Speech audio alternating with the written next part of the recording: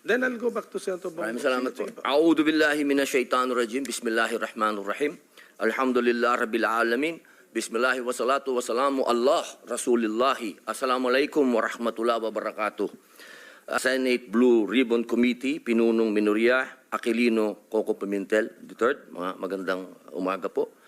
At sa lahat po ng mga bisita at siyempre po sa Iron Man, ang hinahangaan po naming pinakamagaling na Pangulo ng Pilipinas, PRRD, Digong, Mayor, isang magandang umaga po sa inyong lahat. Ako po ay nakikinig sa mga opening statement ng aking mga kasama.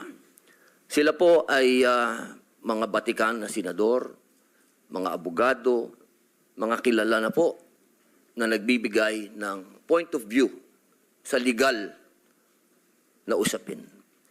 Ang akin pong pahayag ay naratibo ng isang convicted criminal.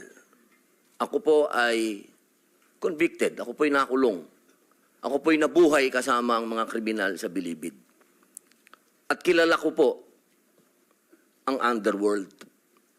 Siguro po, maaring sa ibang bagay, mas maraming nalalaman ang aking mga kasamang senador, pero pag pinag-usapan po natin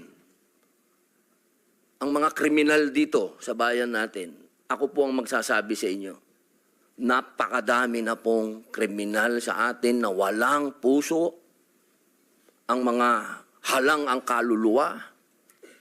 Napag-usapan po natin ang mga biktima ng sinasabing war on drugs, pero hindi po natin napag-usapan ang mga biktima ng mga durugista.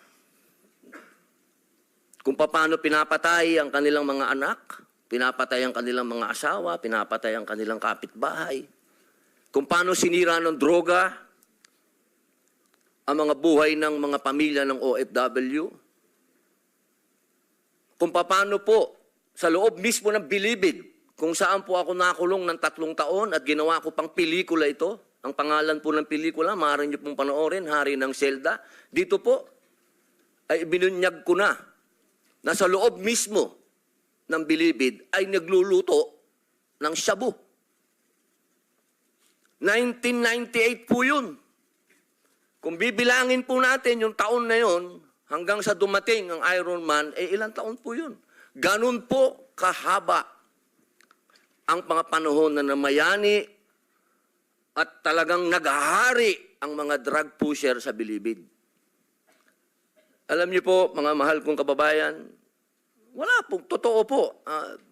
Ang kamatayan ng buhay ng isang tao ay yaan po ay bigay ng Diyos. Yaan po ay kayamanan, yaan po ay regalo sa atin ng Diyos.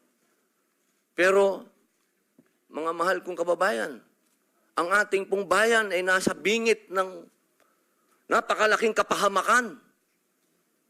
Kung hindi po tatitindig ang ating kapulisan, kung hindi po tatayo ang ating mga law enforcement, tayo po ay tatalunin ng mga sindikatong nag-ahari na nagluluto na ng mga droga kung saan-saan.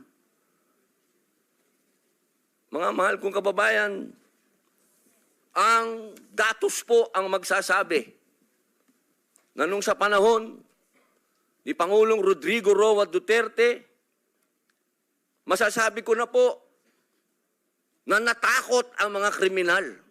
Wala pa po siyang ginagawa. Doon lang sa commercial niya na last Christmas yun na to, natakot na ho ang napakaraming kriminal. Natakot na ho ang napakaraming durugista, napakaraming pusher ang nag-surrender. Wala pong nangyayari. Sa salita lang po yun. Mga mahal kong kababayan, kung sisisi natin lahat ang mga namatay dito sa administrasyon ni Rodrigo Roa Duterte, abay nagkakamali po tayo. Alamin po natin kung ano ang drug underworld, kung ano ang mga drug syndicates. Ako na po ang nagsasabi sa inyo, regular na po ito tuwing magpapalit ang administrasyon, naglilinis ang mga sindikato.